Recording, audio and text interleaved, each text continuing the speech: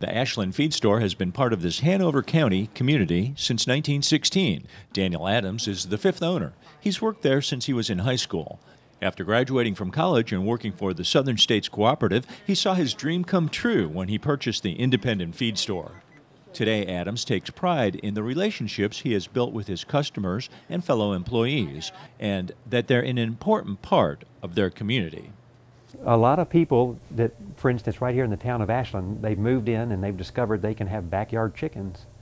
And it's funny. They'll come in the store and they'll ask every question that you can imagine about how to raise a chicken or how to fence in a chicken.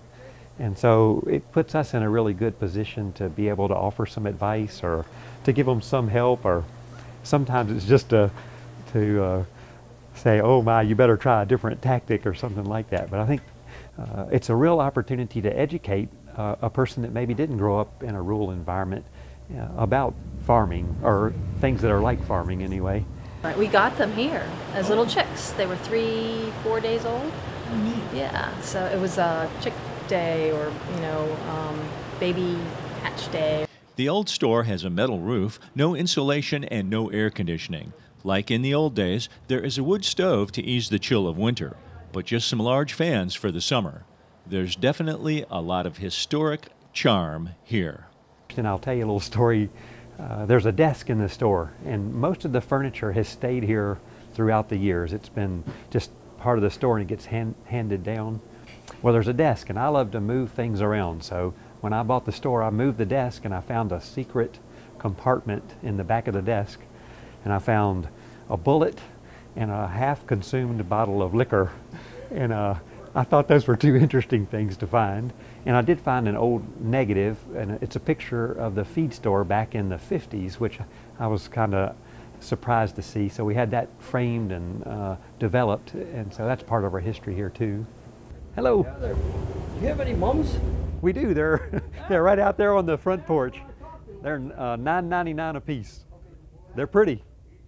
There is a strong sense of community here, with folks gathering around the cash register to chew the fat. And someone is usually parked outside the side entrance, loading up their vehicle with 50-pound bags of feed or other supplies. Adams feels his store helps bring together the farm community and the growing suburban community. Well, the farmer has taught us who sell the products how to correctly fix a fence. And then we can kind of turn right around and share that information with a person that maybe doesn't have that skill or knowledge yet. So in a lot of ways, that's where I see both groups working together. The farmer started it all, and they've got the common knowledge about how it all works. But when it works best is when that farmer can take that information and share it with somebody that's green and can teach them. So that kind of keeps that whole tradition going of just general farm work and farm labor. But it also does something really important, and that is just strengthens the relationship between the agricultural community and an urban community too. Personal service is what sets the Ashland Feed Store apart from the big chains. Adams often delivers feed supplies himself, since many customers don't have the time or ability to come in themselves. And it turns out that's useful for both farmers and his newer customers. But that other group, I call them the backyard farmer, they're doing it now just because they love it. You know, they like the birds, they like the animals, you know, they like rabbits, but they're doing it more as a passion. So I have a feeling that that group is probably going to stick around. You know, there's a whole group too of young couples that have 1 or 2 children, and they're eager to show their children a different way of life. You know, maybe different than what we might have experienced, you know, being middle-aged now.